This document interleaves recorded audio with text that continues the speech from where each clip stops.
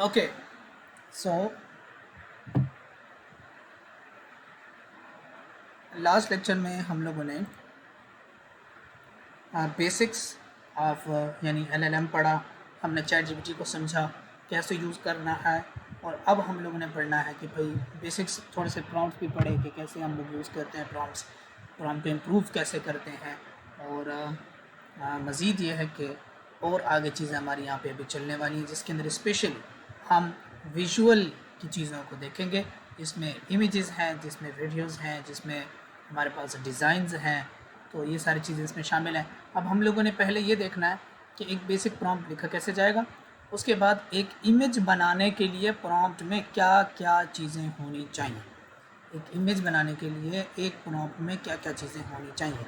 वो image design भी हो सकती है, वो इमेज सिर्फ तस्वीर भी हो सकती है, वो इमेज कोई पोस्ट भी हो सकती है, वो इमेज प्रेजेंटेशन डिज़ाइन भी हो सकती है। ठीक है जी, अच्छा नेक्स्ट पे चलते हैं। सो ये हमारे पास एक का टेक्स्ट प्रॉम्प्ट है, explain AI image prompts in simple words. आए हम लोग देखते हैं चैट जीपीटी पे चल के। यहाँ हम लोग चैट जीपीटी में आ गए और हम लोगों ने यहाँ पर एक बेसिक प्रॉम्प्ट लिख दिया कि मैं इसको कहता हूँ कि क्रिएट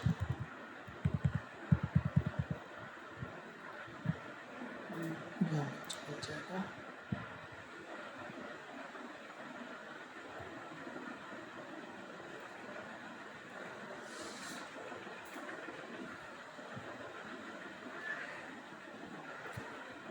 लास्ट क्लास में हम लोगों ने कैट की इमेज बनाई थी ना, आई होप सो उसको मैं नेक्स्ट लेवल पर लेके चलता है।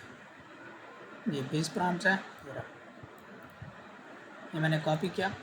अब यहाँ इमेज क्रिएशन के लिए 2-3 चीज़ों का हम लोग यूज़ करेंगे वेबसाइट्स का। पहला है फ्लो, ये गूगल की एआई इमेजेस वीडियोस क्रिएट करने का प्लेटफॉर्म है विच इज़ फ्री। पहले एक टूल था, उसका नाम था विस्क या इमेज एफेक्ट्स, वो इसी के अंदर अब शामिल हो गया। अब उसका नाम बन गया flow, FLOW, flow. Just log in करना है with your account and you can create multiple type of things. इसके अंदर जो है वो आपके पास नैनो बनाना 2 शामिल है, बहुत बेहतरीन करके आप इमेजेस यहाँ पर क्रिएट कर सकते हैं। Second tool is chat GPT by itself, chat GPT से भी आप मल्टीपल चीज़ें बना सकते हैं। एंड देन फ्लो से आपको बहुत हद तक काम हो जाना है, बट मैं आपको ये बताऊं कि आप जेमिनाई में भी जा सकते हैं इमेजेस क्रिएट करने के लिए, एंड कोपायलट में भी जा सकते हैं। आप खुद नोट करेंगे कि इनकी क्वालिटीज़ में काफ़ी ज़्यादा डिफरेंस आपको देखने को मिलेगा। यहाँ मैं फ़्लो में आया और मैंने न्यू गेट स्टार्टेड करें।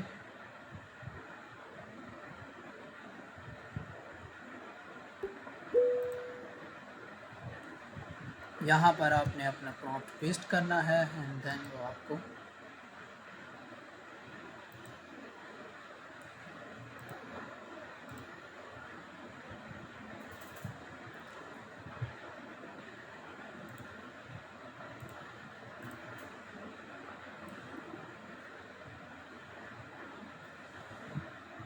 आपने जो प्रॉम्प्ट दिया उसके हवाले से आपको इमेज क्रिएट करके देगा। Create a realistic image of a young teacher explaining AI image generation in a modern class, student in the background, AI visuals on digital board. सादा अल्फाज में मैंने इसको ये बोला है कि एक यंग टीचर हो जो एक्सप्लेन कर रहा हो एआई इमेज जनरेशन, यानी जो अभी हम कर रहे हैं सेम चीज़। स्टूडेंट्स बैकग्राउंड में शो करो, AI visuals on the digital board, किसी डिजिटल बोर्ड के ऊपर एआई विजुअल शो करो, और ब्लू थीम होनी चाहिए, पर्पल थीम होनी चाहिए। सो ये उसने एक चीज़ बना दी। मसले क्या आ रहे हैं इसके अंदर, ये एक जेनेरिक प्रॉम्प्ट है। अब मैं ज़रा आपको दिखाता हूँ कि एक ज़रा अच्छा या एडवांस लेवल प्रॉम्प्ट होगा तो उसमें इसमें क्या फ़र्क रहेगा। इसके अंदर अभी जो चीज़ें एक्सप्लेन की गई हैं,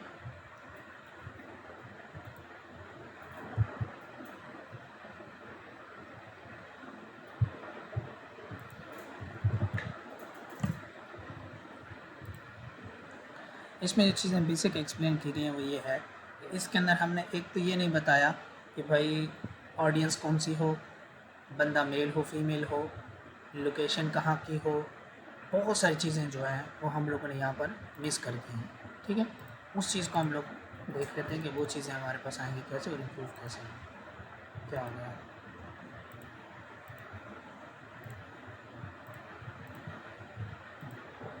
सिमिलर प्लॉट हम लोग यहाँ पे डालते हैं।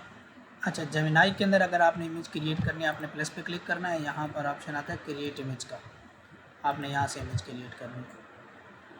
क्लास रिकॉर्डिंग हो रही है तो ऑब्वियसली रिपीट नहीं करते इन चीज़ों को, आप वीडियो में रिपीट कर सकते हैं। यहाँ पर भी देखें, ये हमारे पास को पायलट है, ये तीसरा टूल है। यहाँ प्लस पे क्लिक करेंगे, जनरेट इमेज, और ये मैंने पेस्ट किया। सेम तरीके कार से ये हमें जेमिनाई ने भी बना दी है। आप नोट करें ये रिज़ल्ट और ये फ्लो का रिज़ल्ट, ये देखें ये सेम है ना, क्योंकि ये ना मॉडल सेम यूज़ कर रहा है, दोनों नैनो बनाना मॉडल को यूज़ कर रहे हैं। मैंने आपको बताया था पहली क्लासेस के अंदर कि जैसे चैट जीपीटी के डिफरेंट मॉडल्स हो सकते हैं ना, फिर जेमिनाई के डिफरेंट मॉडल हो सकते हैं, चैट 2.0, इस तरह से नैनो बनाना इमेज क्रिएट करने के लिए, इस तरीके से उनके अपने भी क्विज़ वाले मॉडल्स भी हैं। सो जब मॉडल सेम होता है ना इमेज क्रिएट करने के लिए, तो वो रिज़ल्ट भी सिमिलरली देता है, ठीक है। और अगर एक मॉडल आप मतलब for example chat GPT use हो रहा है, चैट जीपीटी 2.0, तो वो अगर डिफरेंट जगहों पर भी चैट जीपीटी 2.0 यूज़ हो रहा होगा ना, तो रिज़ल्ट सेम ही आएगा हमारे पास। बस में आ रही कि नहीं? तो जब अगर फॉर एग्जांपल जेमिनाई है, उसके अंदर भी सेम मॉडल है और इसके अंदर भी सेम मॉडल है, तो रिज़ल्ट ऑलमोस्ट सिमिलर आएगा आपके। लेट्स सी, इसका थोड़ा सा डिफरेंट आया, देखो इसने मेरे भी यूज़ किया, ज़रा डिफरेंट एंगल भी दिया, ठीक है, कुछ डिफरेंट करने की इसने कोशिश की, बट यह है कि इसका मॉडल ज़रा डिफरेंट है उनसे, ठीक है। वो हमारे पास नैनो बनाना का यूज़ कर रहे हैं। आई डोंट नो इसके पीछे मॉडल क्या है, लेकिन ये माइक्रोसॉफ्ट है, चूँकि इसका अपना ही होगा, गूगल नहीं है, सो माइक्रोसॉफ्ट है, इसका अपना ही होगा, दैट्स वाई थोड़ा सा डिफरेंट इसने क्रिएट करने की कोशिश किया, दैट्स वाई इसका आंसर और उसका आंसर ज़रा सा डिफरेंट हमारे पास है। अब सेम आंसर अगर हम लोग चैट जीपीटी से भी क्रिएट कर लेंगे, लेट मी क्रिएट दिस, यहाँ पे भी हम चैट जीपीटी में आएंगे और क्रिएट इमेज में आएंगे।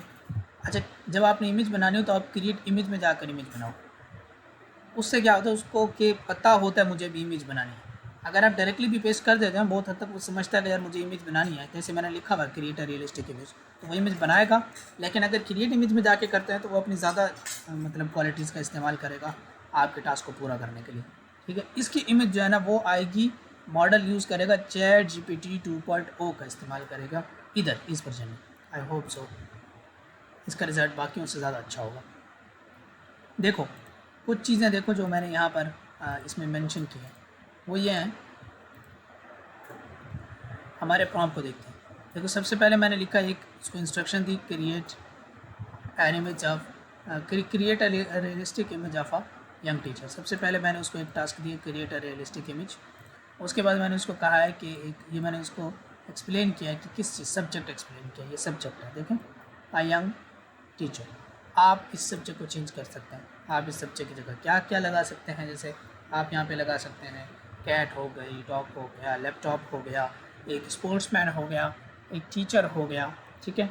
और फॉर एग्जांपल कोई आप मूवी का सीन क्रिएट कर रहे हैं तो वहाँ पे कोई एक करेक्टर होगा, तो यहाँ पे आपने करेक्टर एक्सप्लेन करना है कि यहाँ पे कोई करेक्टर होगा, कोई सब्जेक्ट होगा, कोई करेक्टर होगा। उसके बाद आती है हमारे पास ये लोकेशन, देखें इसने मेंशन किया इन अ मॉडर्न क्लासरूम।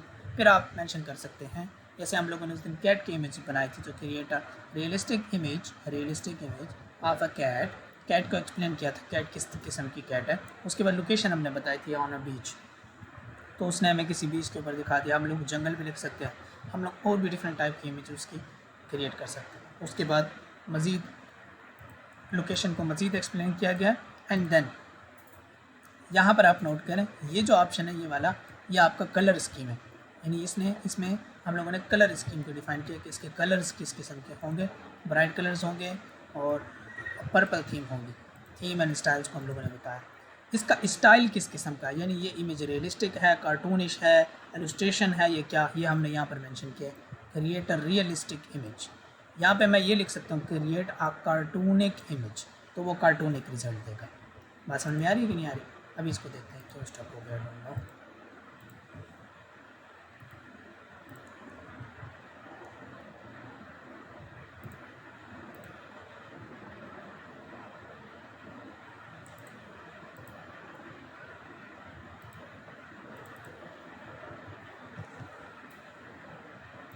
और लेट्स सी, देखो यहाँ पर इसने बहुत अच्छा रिज़ल्ट दिया और काफ़ी रियलिस्टिक इमेज का रिज़ल्ट दिया। अभी हमारा ये बेसिक प्रॉम्प्ट है, याद रखिएगा। अभी हमने कोई एडवांस प्रॉम्प्ट नहीं दिया, इसमें चीज़ों को फुल्ली एक्सप्लेन नहीं किया, स्टिल रियलिस्टिक के करीब, काफ़ी करीब इसने रिज़ल्ट दिया है हमें टेक्स्ट भी। अभी हमने एडवांस प्रॉम्प्ट देंगे तो रिज़ल्ट ऑब्वियसली उसका बेहतर होगा, बट ये जो ChatGPT 2.0 है इसका रिज़ल्ट हमारे पास नैनो बनाना से बेहतर आया है। ये आप खुद देख सकते हैं, ये हमारे पास है, ये रिज़ल्ट हैं और वो है। अच्छा, फ्री वर्जन के अंदर हम लोग फिर फ़्लो का इस्तेमाल करते हैं और फ़्लो को हम लोग बाकी से बहुत बेहतर समझते हैं और काफ़ी अच्छी हद तक रिज़ल्ट देता है। ये देखें ना, काफ़ी हद तक रियलिस्टिक रिज़ल्ट देता है। जितना एडवांस प्रॉम्प्ट होगा उतना ज़्यादा फिर ये अच्छा हमें रिज़ल्ट प्रोवाइड करेगा। सो ChatGPT 2.0 इज़ पेड समहाउ, और कुछ इमेजेस के लिए वो फ्री है, यानी कुछ इमेजेस क्रिएट कर देता है फ्री में, उसके बाद फिर से वो पेड उसमें चला जाता है। अच्छा, सो यहाँ पे आए हम लोग का भी बेसिक स्ट्रक्चर जो है वो दोबारा से समझते हैं। अभी हम लोगों ने पहले रिज़ल्ट निकाल के देखा, अब हम समझते हैं कि इसी चीज़ को इम्प्रूव कैसे किया जाएगा। ये जो हिस्से हैं उनको हम लोग इम्प्रूव कैसे कर सकते हैं। यहाँ पे आए, ये देखिए, ये कुछ चीज़ें हैं आपके पास ये वाली, ये मैं आप लोगों को ग्रुप में भी अभी शेयर कर देता हूँ आफ्टर द क्लास, क्योंकि अभी ग्रुप नहीं शो करना। तो ये देखें, इसमें कुछ चीज़ें, subject plus action plus place plus style plus lighting plus camera action plus colours plus mood plus composition plus aspect. सबसे आसान चीज़ों को पहले समझते हैं। सब्जेक्ट हमने समझ लिया, टीचर हो सकता है, कैट हो सकती है, इंसान हो सकता है, कोई एक्टर हो सकता है, कोई भी चीज़ है। एक्शन, वो क्या कर रहा है, वो पढ़ा रहा है, वो काम कर रहा है, बिल्ली है वो दूध पी रही है, ठीक है जी। कोई बंदा है, वो कोई सोल्जर है, वो लड़ाई कर रहा है वगैरह। प्लेस जंगल हो सकती है, रूम हो सकता है, इंडोर हो सकता है, आउटडोर हो सकता है, ठीक है। इस तरीके से हमने एक्सप्लेन करना है। स्टाइल्स आते हैं और इन तमाम चीज़ों को हम तफसील से पढ़ना है। आस्पेक्ट रेशो समझाता हूँ, बहुत सिंपल और ईजी चीज़ है। आस्पेक्ट रेशो हमारे पास होती है कि अगर मुझे इमेजेस किस किस्म की चाहिए, ये इमेज जो है ना, ये वाली, ये इमेज हमारे पास लंबी एक इमेज है जिसको हम लोग कहते हैं लैंडस्केप इमेज, लंबी इमेज। ये लंबी इमेज डिफरेंट जगहों पर यूज़ होती है। जैसे ऐसी लंबी इमेज हमारे पास यूज़ हो सकती है थंबनेल के अंदर। यूट्यूब का जो थंबनेल होता है वो लंबा होता है, ठीक है। बट कुछ इमेजेस होती हैं जो कि हमें स्क्वायर में चाहिए होती है, ठीक है, डब्बे के फॉर्मेट में चाहिए होती हैं। उसका रेशो होता है 1:1, वो डब्बे के फॉर्मेट में हमें चाहिए। और कुछ इमेजेस होती हैं जो खड़ी इमेजेस होती हैं, जैसे हम लोग मोबाइल से रील बनाते हैं या पिक्चर बनाते हैं तो हमारा कैमरा मोबाइल जो है वो खड़ा होता है और पिक्चर्स हमें लंबी मिलती हैं, सीध में जिसको कहते हैं, ठीक है। पोर्ट्रेट इमेजेस, अंग्रेजी में उसको कहेंगे। सो ये हम इसको डिफाइन करते हैं कि मुझे किस किस्म की रेशो चाहिए। अब मैं आपको बताऊँ, ये इसकी है विड्थ, ये वाली विड्थ है, और ये वाली इसकी है हाइट। तो इसकी विड्थ ज़्यादा है, इसकी हाइट कम है, तो इस रेशो को हम लोग कहते हैं 16:9। ये देखिए यहाँ लिख रहा हूँ 16:9, 16:9। वो जो रील होती है इंस्टाग्राम या टिकटॉक के रील का जो साइज़ होता है, व्हाट्सएप का जो साइज़ होता है, या जो तस्वीर हम खड़े कैमरे के साथ लेते हैं, उसका जो रिज़ल्ट वो होता है वो हमारे पास इसका उल्टा होता है। यानी इसकी विड्थ फिर हाइट में कन्वर्ट हो जाएगी, हाइट विड्थ में कन्वर्ट हो जाएगी, जिसका साइज़ होता है 9:16, 9:16, ठीक है। पहले वाला हिस्सा विड्थ को शो करते हैं, दूसरे वाला हिस्सा हाइट को शो करते हैं। तो ये 16:9 है और वो होगा 9:16, तो इमेज लंबी हो जाएगी। अब जो इमेजेस बिल्कुल बराबर होती हैं वो होती हैं 1:1, यानी बिल्कुल बराबर। जो कोर साइड, ये साइड और वो साइड, विड्थ एंड हाइट दोनों बराबर, 1:1 दोनों बराबर। अब फॉर एग्जांपल ये 1000 पिक्सल है तो वो भी 1000 पिक्सल, ये 2000 पिक्सल है तो वो भी 2000 पिक्सल, बराबर बराबर। बात क्लियर हो रही है? बस अभी तक यहाँ 3 चीज़ें समझ लें। 16:9 लंबी ऐसे इमेजेस क्रिएट करने के लिए यूट्यूब जैसे, और खड़ी इमेजेस क्रिएट करने के लिए 9:16, और तीसरा 1:1। ये 3 सबसे ज़्यादा इस्तेमाल होने वाले हमारे पास साइजेस हैं।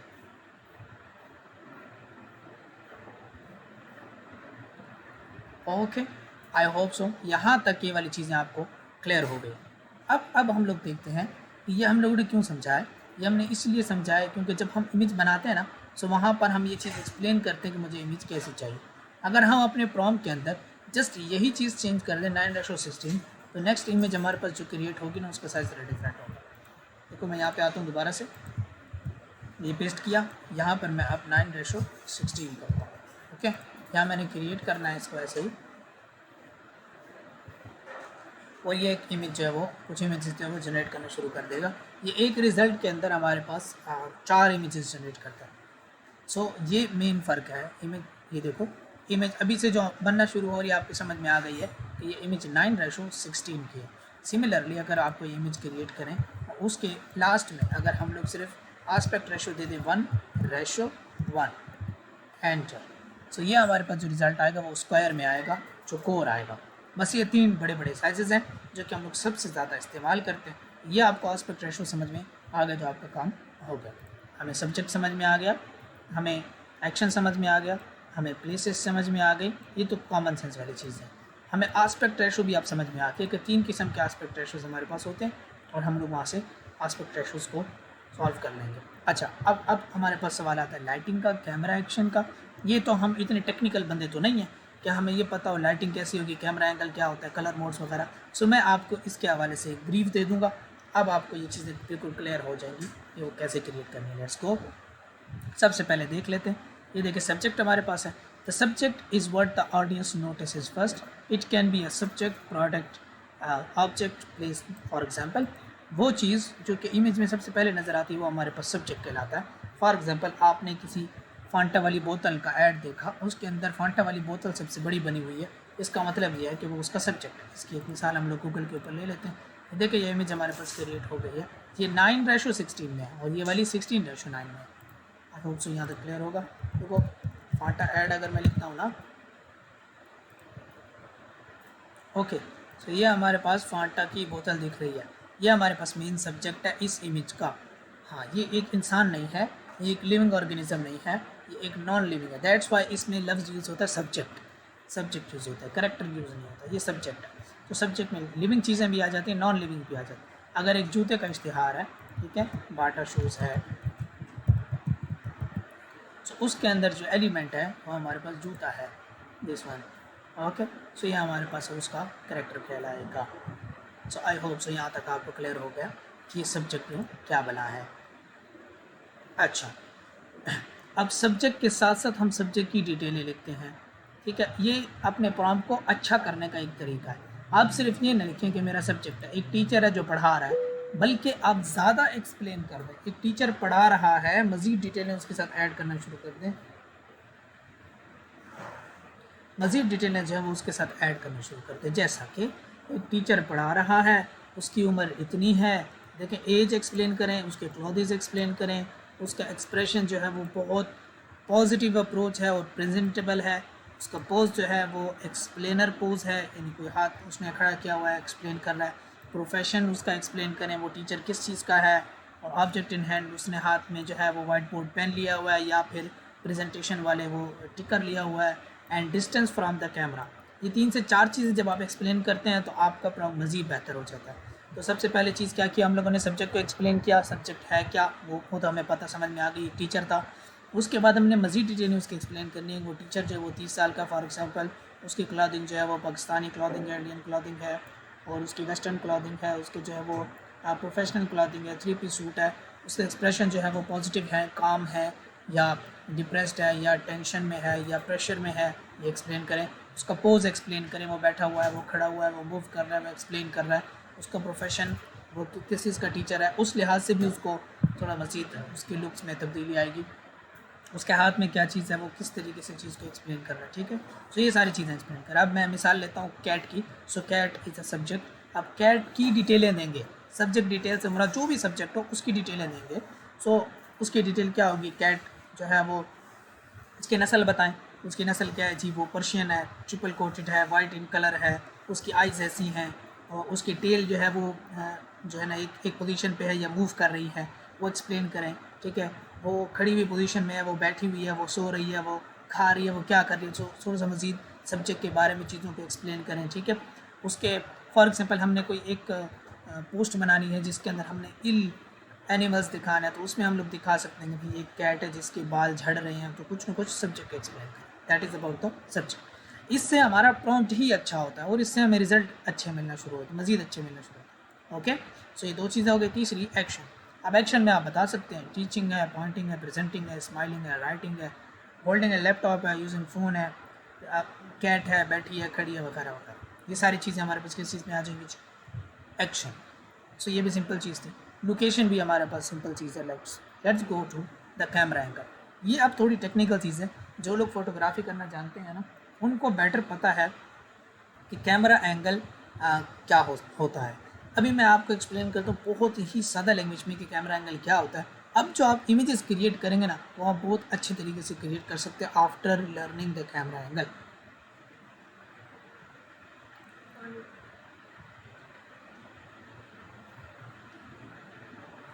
After learning the camera angle, okay. So अब हम लोग देखें 3 से 9 किस्मों के डिफरेंट कैमरा एंगल्स हो सकते हैं। सादा सी मिसाल देता हूँ। यहाँ पे हम लोग आते हैं,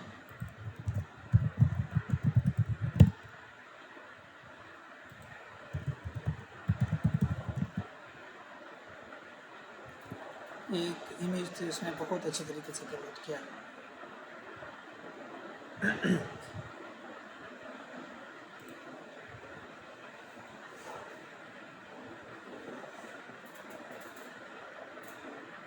याद इसमें, ओके। सो ये आप देखें, ये हमारे पास शॉट है लो एंगल। जब कैमरे को नीचे रखा गया होता है और कैमरे का फेस ऊपर की तरफ होता है तो वह हमारे पास लो एंगल कहलाता है। डिफरेंट जगहों पे शो होता है। जब आपने किसी को हीरो दिखाना हो या विलन दिखाना हो या कैरेक्टर को बड़ा करके दिखाना हो तो कैमरे को हम नीचे दिखाते हैं और फिर उसको बंदे को जब ऊपर करके दिखाते हैं, लो एंगल। इसकी हम मिसालें भी देख लेते हैं। लो एंगल शॉट, यहाँ पे हमारे पास मल्टीपल इमेजेस है। देखिए लो एंगल शॉट है ये वाला, ये लो एंगल शॉट है, ये लो एंगल शॉट है, ये लो एंगल शॉट। कैमरा नीचे पड़ा है और फेस कैमरे का ऊपर है, तो पिक्चर कुछ ऐसी दिखेगी। कैमरा नीचे है, फेस उसका ऊपर की तरफ है, ठीक है। और जो सबसे कॉमन टाइप है वो है हमारे पास आई लेवल शॉट। सिंपल, कैमरा बिल्कुल आपकी आंखों के सामने है, ओके। कैमरा बिल्कुल आपकी आंखों के सामने है। सो ऐसा लग रहा है जैसे बंदा खड़ा है और दूसरा बंदा उसको देख रहा हो बिल्कुल सामने से। This is a perfect example of camera बिल्कुल आपके सामने है। आई लेवल शॉट इसको कहते हैं। तो समझ में आ गया, लो आई लेवल, ठीक है। ये सब ज़्यादा यूज़ होने वाला है। अब किसी चीज़ को मज़ीद ड्रामेटिक दिखाने के लिए एक और कैमरा एंगल शॉट यूज़ होता है, टॉप एंगल। जैसे लो एंगल था वैसे टॉप एंगल। ये टॉप एंगल शॉट की कुछ मिसालें। यहाँ पर जो है आप एंगल ऊपर की तरफ दिखाते हो कुछ अलग विजुअल करने के लिए, कुछ अलग एंगल दिखाने के लिए ना, इसमें हमारी इमेज के अंदर जान आ जाती है। जब हम जनरल इमेजेस क्रिएट करते हैं ना, तो वो बहुत बेसिक लेवल की होती है। जब हम इन कैमरा एंगल्स, लाइटिंग और इन चीज़ों के ऊपर काम करते हैं, फिर हम एक इमेज ऐसी क्रिएट करते हैं ना कि वो AI लगती ही नहीं है, वो लगता है बिल्कुल रियलिस्टिक किस्म की इमेजेस हैं, कुछ इस तरह से। देखो ये है हमारे पास टॉप एंगल, मतलब कैमरा ऊपर है, कैमरे का फेस नीचे, यानी पिक्चर खींचने वाला ऊपर है, कैमरा ऊपर की तरफ है और पिक्चर नीचे की तरफ है। ज़रूरी नहीं है ना कि कैमरे के साथ बंदा भी हो। सो कैमरा ऊपर और पिक्चर नीचे। एक और मिसाल हमारे पास 3 हो गई। एक और मिसाल हमारे पास है बर्ड आई व्यू। ये बर्ड आई व्यू का मतलब ये ऐसे ही समझें कि एक ड्रोन ऊपर उड़ रहा है और वो पिक्चर ले जब नीचे, तो वो चीज़ें कैसे दिखती हैं, that is called bird eye view, okay. So यूँ भी कह सकते हैं कि ऊपर परिंदा उड़ रहा है और वो जब चीज़ को नीचे देखता है तो कैसे दिखती है, that is called bird eye view. अल्फाज से क्लियर है, ओके हो गया। अच्छा, अब एक और चीज़ हम लोग देखते हैं। इसमें एक और मिसाल हमारे पास है क्लोजअप शॉट।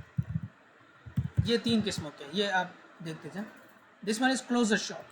बिल्कुल जब आप चीज़ के बहुत ज़्यादा क्लोज चले जाते हैं ना, दैट इज़ क्लोजअप शॉट। और जब इससे भी ज़्यादा करीब चले जाते हैं, that is extreme closeup shot. Extreme closeup shot. ये देखें, आँख का पुतला भी दिख रहा हो ना, जब बिल्कुल वो जो एक एक डिटेल दिख रही है, ये वाला शॉट परफेक्ट शॉट है अल्ट्रा क्लोजअप शॉट के लिए, बिल्कुल एक्सट्रीम क्लोजअप शॉट है, ठीक है जी। अच्छा, फिर थोड़ा सा दूर करें तो क्लोजअप शॉट, फिर उससे ज़्यादा दूर करेंगे तो हमारे पास मीडियम क्लोजअप शॉट आएगा, ये वाला। This is medium closeup shot, but इतना दूर भी स्क्रीन से नहीं है, ठीक है। इसके बाद हमारे पास आता है, ये देखिए ये सारे, ये मीडियम क्लोजअप शॉट्स। बहुत ज़्यादा क्लोज भी नहीं है, बहुत ज़्यादा दूर भी नहीं है, एक ख़ासे एंगल के ऊपर है, यानी तकरीबन सीने से ऊपर तक जो है ना वो हिस्सा दिख रहा है। अगर आप किसी इंसान की बात करते हैं तो उस एंगल में। तो ये हमारे पास कहलाते हैं जी मीडियम क्लोजअप शॉट्स। अच्छा, लो एंगल की हमने मिसाल देख ली, हाई एंगल की मिसाल देख ली, क्लोजअप शॉट देख लिया। Wide shot, the wide shot is जब कैमरे को बहुत दूर से दिखाया जाए, टॉप से नहीं, बॉटम से नहीं, आई लेवल पर ही रहेगा लेकिन दूर हो जाएगा, यानी क्लोज का opposite. This is wide shot. Wide shot के अंदर बैकग्राउंड ज़्यादा होता है, वाइड शॉट के अंदर इंफॉर्मेशन ज़्यादा होती है, वाइड शॉट के अंदर बंदे सब्जेक्ट भी होते हैं और बैकग्राउंड भी होता है। जब हमारा फोकस दोनों के ऊपर हो, ऐसी सूरत में लोग वाइड शॉट्स लेते हैं। जब हमने दूर से रहते हुए ज़्यादा इन्फॉर्मेशन कवर करनी है, दैट इज़ वहाँ पर हम लोग वाइड शॉट यूज़ करते हैं। देखिए यहाँ पर वाइड शॉट की ज़रूरत है क्योंकि ऑडियंस ज़्यादा है, यहाँ पर किसी पे क्लोजअप करना पड़ा तो वो और बात है। कैमरा मैन है, ये उसने वाइड शॉट लिया ये दिखाने के लिए कि इतनी इन्फॉर्मेशन है, ये सब कुछ है, एंड देन फिर उसने जूम करके किसी एक बंदे को दिखाया, ठीक है, तो वो जूम शॉट हो जाएगा या क्लोजअप शॉट हो जाएगा, ये हमारे पास वाइड शॉट हो जाएगा। इसी तरीके से अल्ट्रा वाइड शॉट भी होता है या एक्सट्रीम वाइड शॉट भी होता है, वो बहुत ही ज़्यादा दूर से आपको देखने को मिलता है। ये बहुत ज़्यादा इन्फॉर्मेशन आ रही है, इतना बड़ा स्काई आपके सामने आ रहा है, इसमें बहुत ज़्यादा इन्फॉर्मेशन हमारे पास आ रही है, ठीक है। सो सादा सी चीज़ें, बट ये है कि हम इनका चूँकि डेली लाइफ में यूज़ नहीं कर रहे होते ना, या प्रॉम्प्ट लिखते हुए इसका इतना यूज़ नहीं कर रहे होते, इस वजह से उसका जो है ना वो रिज़ल्ट इतना अच्छा हमारे पास नहीं आता। अब जब हम इस तरीके से क्रिएट करेंगे चीज़ों को तो फिर ज़्यादा उसका अच्छा रिज़ल्ट हमें देखने को मिलेगा। आई होप सो यहाँ तक चीज़ें क्लियर हुई हैं, आगे चलते हैं। अब ये कोई 2-3 चीज़ें हम देखें। ओवर द शोल्डर शॉट, ये बड़ा मज़े का है। ओवर द शोल्डर शॉट वहाँ यूज़ होता है जब आपने दिखाना हो कि एक बंदा बात कर रहा है और 2 बंदे बात कर रहे हैं और एक बंदे के पीछे से कैमरा दिखे, इसको ओवर द शोल्डर, लफ्ज़ से वाज़े ओवर द शोल्डर, शोल्डर के ऊपर से शॉट दिखेगा, ये परफेक्ट मिसाल है उसकी। आप नोट करें, 2 लोग बात करते हैं मूवी के अंदर, पहले कैमरा एक के पीछे से नज़र आता है, फिर दूसरे के कंधे से नज़र आता है, यानी ये दिखाने की कोशिश हो रही होती है पर्सपेक्टिव, कि उस बंदे को की तरफ से देखा जाए तो ऐसा लगेगा और इस बंदे की तरफ से देखा जाए तो ऐसा लगेगा, ठीक है। ये कुछ नौ जो है वो मशहूर किस्म की हमारे पास शॉट की फॉर्म्स हैं, एक्सट्रीम क्लोज़अप और वाइड एंगल, सिर्फ क्लोज़अप शॉट, ठीक है, एक्स्ट्रा वाइड एंगल और top view, bird eye view और लो एंगल, और नी एंगल भी होता है, वो थोड़ा सा यानी बिल्कुल फर्श से कैमरा उठ के थोड़ा सा ऊपर आ जाता है, ठीक है। इस तरीके से हमारे पास जैसे ओवर द शोल्डर फोल्डर है, इस तरह से एक और भी होता है that is called perspective. Perspective shot का मतलब ये है कि इस तरीके के शॉट से देखें, यानी एक बंदा जब देखे किसी दूसरे को तो कैसा लगेगा। ये इसकी मिसाल, परफेक्ट मिसाल ऐसी है कि अगर चूंटी इंसान को देख रही होगी तो इंसान चूंटी को कैसा नज़र आएगा, वो अगर कैमरे में कैद कर लिया जाए तो उसको पर्सपेक्टिव शॉट कहते हैं, इस किस्म का, ठीक है। यानी एक बंदे की तरफ से जब दूसरी चीज़ को देखा जाएगा तो कैसी दिखेगी एक बंदे की रुख से, ये देखें, ये पर्सपेक्टिव शॉट है। ये लो एंगल तो है, लेकिन इंसान जब नीचे खड़ा होता है ना और किसी बिल्डिंग, ऊंची बिल्डिंग को देखता है तो वो कुछ इसी तरीके की ही नज़र आती है, ठीक है। अब इसी को जो है ना हम ऊपर से भी कैप्चर कर सकते हैं, बट वो पर्सपेक्टिव शॉट नहीं होगा। सो ये लो एंगल शॉट हमारा पर्सपेक्टिव को दिखा रहा है कि इंसान जब इस बिल्डिंग को देख रहा है तो कुछ उसको इस तरीके से नज़र आ रही है, यानी इंसानी आँख में उस टाइम पिक्चर ऐसी दिख रही है, ये हमारे पास पर्सपेक्टिव शॉट है, ओके। सो ये कुछ 8-9 किस्में होगी कैमरा एंगल की। अब चलते हैं ज़रा लाइटिंग की तरफ, सादा सादा समझाऊंगा, ना समझ आए रिपीट करके देख लीजिएगा, लेकिन ये इंपॉर्टेंट चीज़ है। लाइटिंग में कुछ बड़ी इंपॉर्टेंट चीज़ें हैं, जैसे कि गोल्डन आवर बहुत ज़्यादा यूज़ होता है इन प्रॉम्प्ट्स में, जब हम इमेजेस जनरेट करते हैं या रियलिस्टिक इमेजेस जनरेट करते हैं स्पेशली, तो उसमें हम लोग गोल्डन आवर का बड़ा यूज़ करते हैं। क्या मतलब है इसका? गोल्डन आवर का मतलब ये होता है कि जब सूरज बिल्कुल टॉप पर हो, रोशनी बिल्कुल पूरी आ रही हो, ठीक है, टॉप पर तो ना हो, थोड़ा येलो हो, ओके।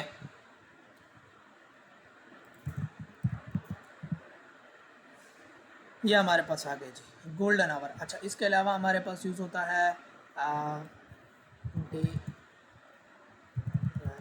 शॉट, दिन वाले शॉट्स हमारे पास। अच्छा, एक हमारे पास शॉट यूज़ होता है कूल लाइटिंग शॉट्स। ये कूल लाइटिंग से मुराद है नीली लाइटें, नीली लाइटों वाले शॉट जो होते हैं ना वो हमारे पास कूल लाइटिंग वाले शॉट्स कहलाते हैं। इस तरह से वार्म लाइट वाले शॉट्स भी होते हैं। वार्म लाइट से मुराद ये है कि येलो, वार्म लाइटिंग शॉट्स, ये सब येलो शॉट्स होंगे, वार्म लाइटिंग वाले shots. So warm light, cool light, neon light. Neon lighting वाले शॉट्स होते हैं उसके अंदर कलर ज़रा पर्पल नुमा हमें नज़र आएंगे, ये वाले पर्पल और पिंक का जो मिक्सर होता है इनको नियॉन लाइट कहते हैं। ये नियॉन लाइट है, साइबर पंक भी कहते हैं इसको, जब इमेज क्रिएट करते हैं तो नियॉन कहलाते हैं। इनको आप याद कर लें। वजह यह है कि जब आपने ना कोई चीज़ क्रिएट करनी होती है ना, फिर वहाँ पर आपको ये कुछ लफ्ज़ यूज़ करने पड़ते हैं। यार इस इमेज में ना ये अच्छा नहीं है, कलर्स अच्छे नहीं है, शेडो ज़्यादा आ रहे हैं, तो शेडो क्यों ज़्यादा आ रहे हैं, मतलब इसको कैसे सेट करना है, तो ये कुछ अल्फाज आपको पता होने चाहिए। थोड़ी बहुत मेहनत है, लेकिन उसके बाद आपका जो रिज़ल्ट निकल के आएगा ना, बड़ा मज़ा आएगा आपको। अच्छा, सॉफ्ट स्टूडियो लाइट, यानी जब स्टूडियो के अंदर जाके लाइटिंग क्रिएट की जाती है, नकली लाइटें जो होती हैं जो हम लोग यूज़ करते हैं स्टूडियो में, वो रिज़ल्ट बहुत अच्छा देते हैं, तो इसको स्टूडियो लाइट कहते हैं। स्टूडियो लाइट शॉट, ये स्टूडियो लाइट्स हैं, ये वाली जो होती हैं ये स्टूडियो लाइट्स। इससे ना बड़ा अच्छा एक यानी कोई शेडो वेडो क्रिएट नहीं होता, बड़े अच्छे तरीके से आपकी इमेजेस बनती हैं। प्रोडक्ट के लिए हम लोग ये यूज़ करते हैं स्टूडियो लाइटिंग। सो अगर आपने किसी प्रोडक्ट की पिक्चर लेनी है, जैसे कि कोई जूता है या कोई ज्वेलरी है, तो उसके लिए आप यूज़ करेंगे कि सॉफ्ट स्टूडियो लाइटिंग का इस्तेमाल करो मेरी इमेज को बनाने के लिए, ठीक है। सो ये हमारे पास हो गई लाइटिंग। लाइटिंग में हम लोगों ने ये चीज़ें देखी हैं, golden hour, cool lighting, warm lighting, neon lighting, high contrast भी देख लेते हैं। Here it is,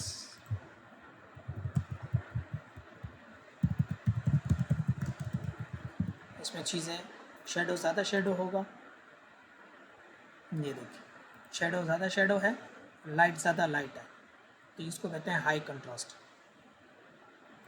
कंट्रास्ट कहते हैं डिफरेंस को। जो डार्क एरियाज़ हैं वो बहुत ज़्यादा डार्क हो जाएंगे और जो लाइट एरियाज़ हैं वो बहुत ज़्यादा लाइट हो जाएंगे। जब हम कोई भी इमेज क्रिएट करते हैं ना, तो उसमें 3 चीज़ें होती हैं, लाइट कलर्स होते हैं, रोशनियाँ होती हैं और मिड टोन्स होते हैं, ठीक है। जब भी कोई इमेज क्रिएट होती है ना, उसके 3 बुनियादी स्ट्रक्चर्स होते हैं, बुनियादी हिस्से होते हैं। शेडोज़ होते हैं एक इमेज के अंदर, एक इमेज के अंदर लाइट होती है, ये लाइट आ रही है, और एक इमेज के नॉर्मल कलर्स होते हैं, ये वाले मीडियम हिस्से जो है वो होते हैं। सो ये 3 मेजर हिस्से होते हैं हमारी इमेज के, 2 और भी हैं, वाइट्स एंड ब्लैक्स, 5, ओके। तो जब हम डार्क और लाइट के बीच में बहुत ज़्यादा फ़र्क दे देते हैं तो उसको हाई कंट्रास्ट कहता है। This is high contrast image.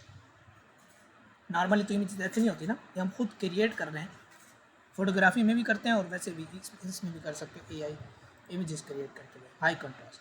ये इमेजेस को बहुत सिनेमैटिक दिखाने के लिए, मज़े का लुक देने के लिए हम लोग यूज़ करते हैं, काफ़ी अच्छा रिजल्ट है। Let's go to next thing. Golden hour हो गया, ब्लू लाइट हो गया। यह है कि इसके अंदर मेंशन किया हुआ ये कहाँ यूज़ होता है। आप कहेंगे तो स्लाइड्स में आप लोगों को प्रोवाइड कर दूंगा, आप लोगों के लिए एक यूज़ कर सकते हो आप इसको फॉर क्रिएटिंग न्यू इमेजेस। आप इमेजेस क्रिएट करने के लिए इसको यूज़ कर सकते हो।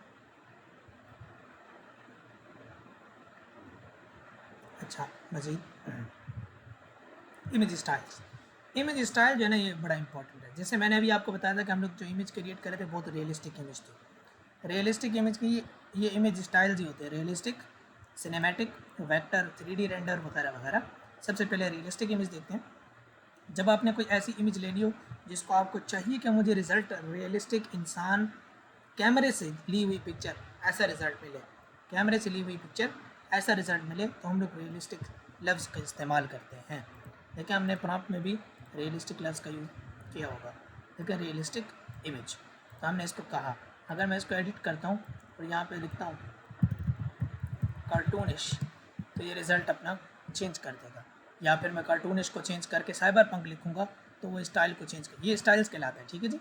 तो हमारा अभी का स्टाइल पहले वाला कौन सा था, रियलिस्टिक, हाइपर रियलिस्टिक या रियलिस्टिक इमेज।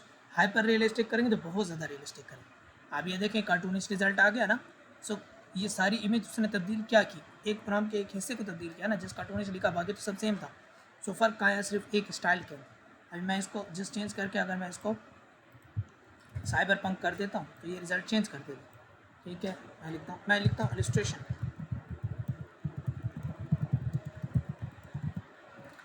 तो इसीलिए हमारे पास प्रॉम्प्ट को समझना ज़रूरी है, क्योंकि सारी गेम है ही प्रॉम्प्ट की।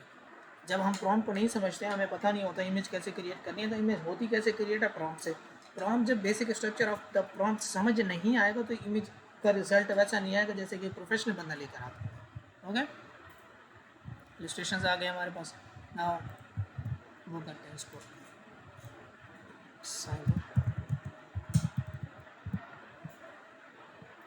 साइबरपंक इमेजेस में ना नियॉन कलर्स का इस्तेमाल होता है।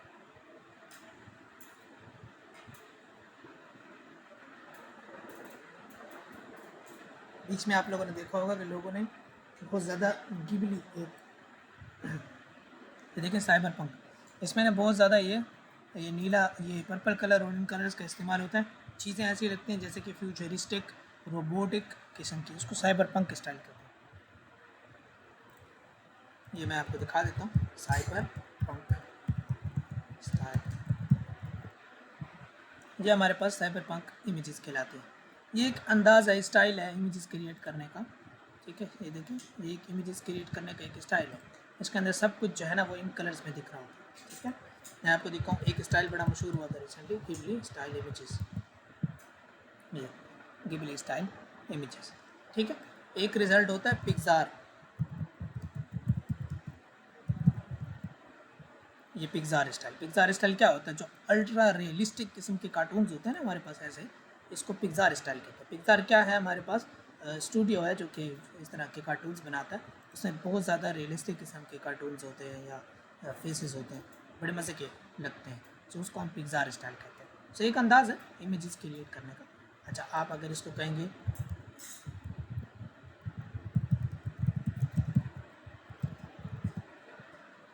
से आपको ड्राइंग के स्टाइल में इमेजेस क्रिएट करके देगा, ठीक है।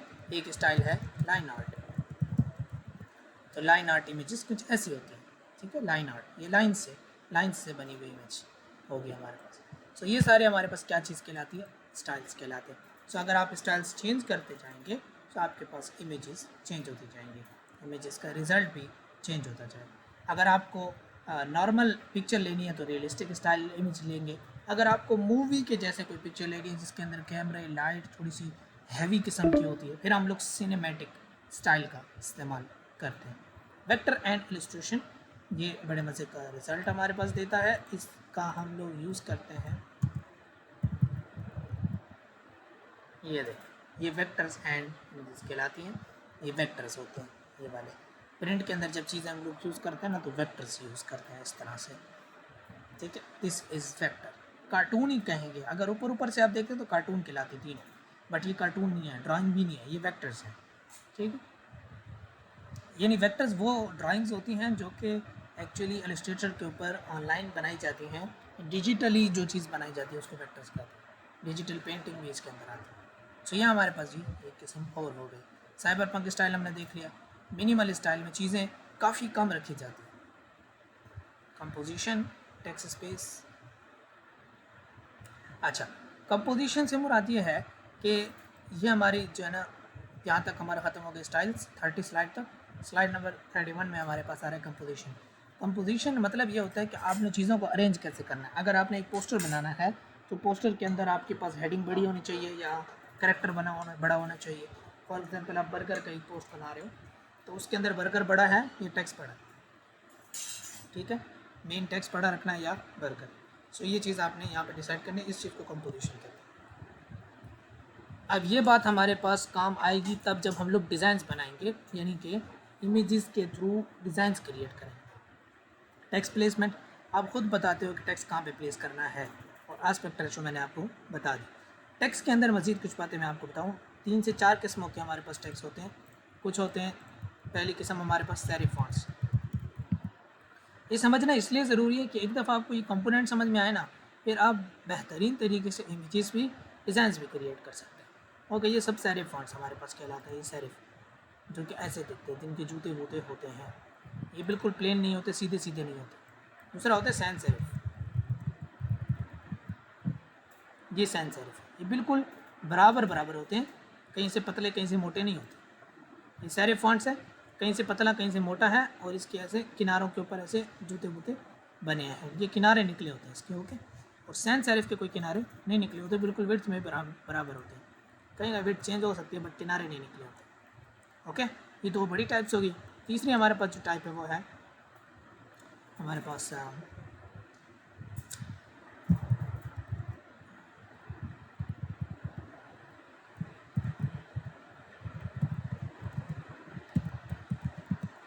कैलीग्राफी फॉन्ट्स या हैंड रिटन फॉन्ट्स इनको कहते हैं। ये हमारे पास कुछ ऐसे दिखते हैं, ऐसे लगता है कि हाथ से चीज़ें लिखी गई हैं, ये वाले फॉन्ट्स। अच्छा, अब इनका यूज़ कहाँ पे करना आपने देखा होगा, आपने शादी कार्ड्स के ऊपर ऐसा रिजल्ट देखा होगा। इस किस्म के फॉन्ट जो हमारे पास शादी कार्ड्स में, वेडिंग कार्ड्स में यूज़ होते हैं। सो ये देखने में थोड़ा सा मुश्किल लगते हैं, इसलिए इनका वहीं पर यूज़ किया जाता है जहाँ पे टेक्स्ट बड़ा हो। बड़ा टेक्स्ट होगा नज़र आएगा, छोटे टेक्स्ट होगा तो नज़र नहीं आएगा, इसलिए छोटे टेक्स्ट में इसका यूज़ नहीं करते, बड़ी बड़ी जगहों के ऊपर इसका यूज़ करते हैं जहाँ पे नाम लिखना हो या ऐसा कुछ ना। तो बड़ा बड़ा टेक्स्ट जब यूज़ करना तो फिर इसका यूज़ हम लोग करते हैं। समझना इसलिए ज़रूरी था, हम लोग जब डिज़ाइन बनाएंगे तो वहाँ पर ये चीज़ें हमारे पास बहुत ज़्यादा हेल्प करेंगी। Negative prompting. नेगेटिव प्रॉम्प्टिंग क्या होती है कि जब आपने कोई डिज़ाइन बना ली, सारा प्रॉम्प्ट दे दिया, लास्ट में आपने कहा ये मत करना ये करना, that is called negative prompting. जैसे कि आपने कहा मुझे एक हाइपर रियलिस्टिक इमेज बना दो और लास्ट में आपने लिख दिया कि भाई कार्टूनिश कुछ यूज़ मत करना, ठीक है, नेगेटिव लिख दिया कि ये मत करना, ये मत करना नेगेटिव प्रॉम्प्टिंग में आता है कि ये मत करना, ठीक है, जिन चीज़ों से उसको रोकना हो। जैसे आपने एक डिज़ाइन बनाना है, आपने कहना इसमें टेक्स्ट ऐड मत करना, डू नॉट ऐड टेक्स्ट, ठीक है, या आपने कोई डिटेलें दी, आपने कहना इस डिटेल के अलावा कोई और डिटेल यूज़ मत करना। नो फेस डिस्टॉर्शन, ये देखें ना, जब हम इमेज क्रिएट करते हैं तो उसमें ना फेस को चेंज कर देते हैं, तो हम यहाँ मेंशन कर देंगे फेस डिस्टॉर्ट मत करना। No blurry details, detail blur नहीं होनी चाहिए। नो एक्स्ट्रा फिंगर्स, कोई कभी कभी ऐसे कर देता है। नो मैसी बैकग्राउंड, ये सारी चीज़ें मत करना। ओके, अब देखें ये हमारे पास जो है ना एक इमेज हमारे पास है, हम इससे मल्टीपल इमेजेस भी क्रिएट कर लेंगे।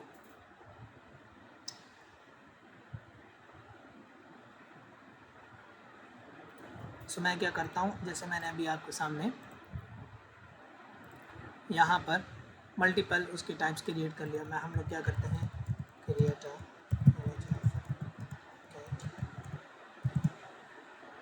यही सारी चीज़ें मैं पहले जाकर चैट जीपीटी में करता हूँ, फिर वहाँ से प्रॉम्प्ट उठाते हैं। Help me right a prompt. आप बेसिक प्रॉम्प्ट नहीं लिखेंगे, आप डिटेल लिखेंगे, इन डिटेल। और डिटेल में क्या क्या आएगा वो मैं इसको पहले से बता देता हूँ, क्योंकि ये फिर मुझसे सवाल पूछेगा। ये मैं आपको एक ऐसा तरीका बता रहा हूँ ना कि इसके बाद आपके सारे मसले हल हो जाएं। ये देखिए मैंने उसको ये सारी डिटेल उठाई, मैंने कहा help me right a prompt in detail, prompt for an image, prompt for an image in detail, ये उसके चीज़ें होनी चाहिए। Ask me questions. देखिए मैंने उसको क्या कहा, मैंने उसको कहा मुझे इमेज बनानी है, मुझे जो है ना आप बता दो ये सारी चीज़ें मुझसे पूछ लो। वो पहले पूछेगा बताओ सब्जेक्ट क्या है, सब्जेक्ट इज़ अ कैट। अच्छा, अब कैट है तो उसमें मज़ीद चीज़ें पूछेगा जी, येलो कलर पर्शियन सिटिंग, और क्या है जी, सब्जेक्ट हो गया एक्शन, सिटिंग लिख दिया मैंने, सिटिंग कॉमली, एक्सप्रेशन लिख दिए, प्लेस कहाँ पे है, वो कहाँ बैठा है जी, ये हमारे पास एंशेंट रूम में भेज देते हैं इसको। इंडोर आउटडोर, आउटडोर स्टाइल कैसा है जी, पिक्सार स्टाइल करते हैं ना, सेमी रियलिस्टिक कर देते हैं। लाइटिंग, लाइटिंग कैसी होनी चाहिए जी, लाइटिंग हमारे पास हो HDR soft lighting. Okay, camera angle कैसा हो, कैमरा एंगल जो है ना वो फुल बॉडी शॉट हो, पूरी बॉडी दिख रही हो, बल्कि हम लोग कहते हैं कि ठीक है फुल बॉडी। नेक्स्ट हम लोग उसको बताते हैं जी कलर्स, कलर्स कैसे होने चाहिए, वार्म,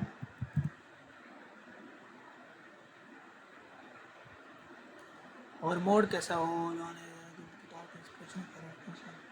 पीसफुल। PEACEFU। कंपोजिशन फ़िलहाल इसकी ज़रूरत नहीं है, और साइज़ हमारे पास जी 1:1, चलो 1:1,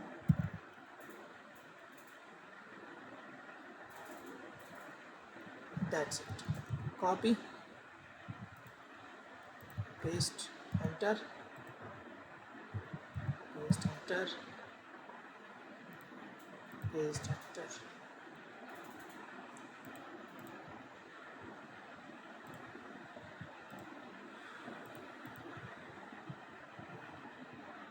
प्रॉम्प्ट तो आने नहीं दिया हमने।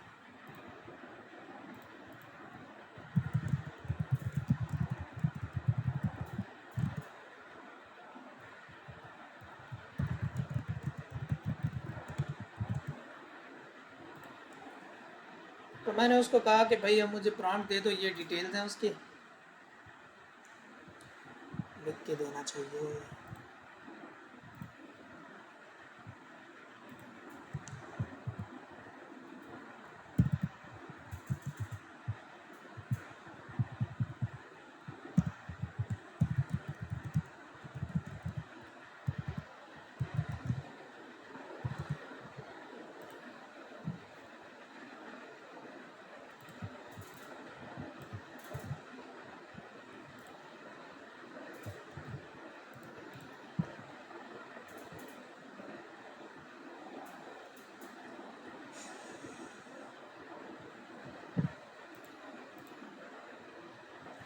ओके, डिटेल्स तो पूरी थी ना, इसलिए इसने बना दी image.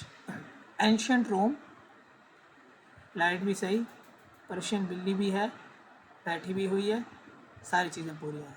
Good, I am human है। फ्लो में भी क्रिएट करवा दो same image.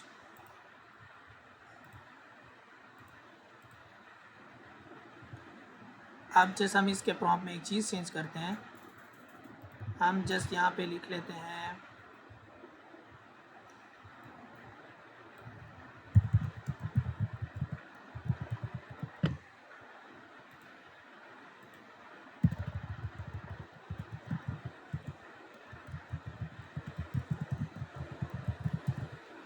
war scene in the background।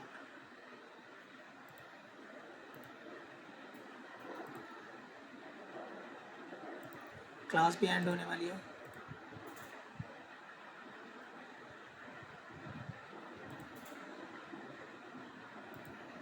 यहाँ पर भी ऐसे दे देते हैं। जब हमने सारी डिटेल्स देनी है ना, ये आ गया। आप मज़ीद तफसील के साथ अब बनाओ, अब और डिटेल में इमेज बनेगी। जितना डिटेल प्रॉम्प्ट होता है उतनी ज़्यादा अच्छी इमेज बनती है। ये बना दिया इसने, इससे हम एक और इमेज बनाते हैं।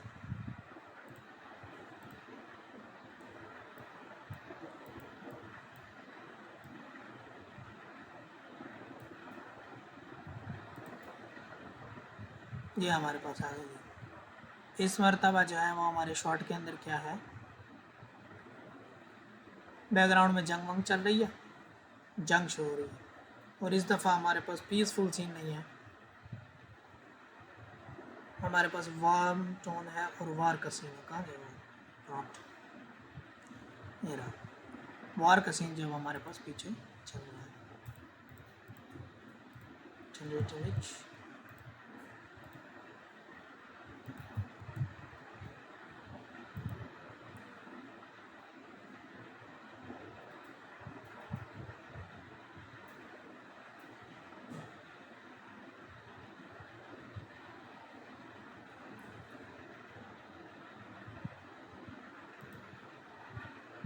तो यहाँ तक कि हमें कुछ रिजल्ट्स प्रोवाइड करेगा। लेट्स सी।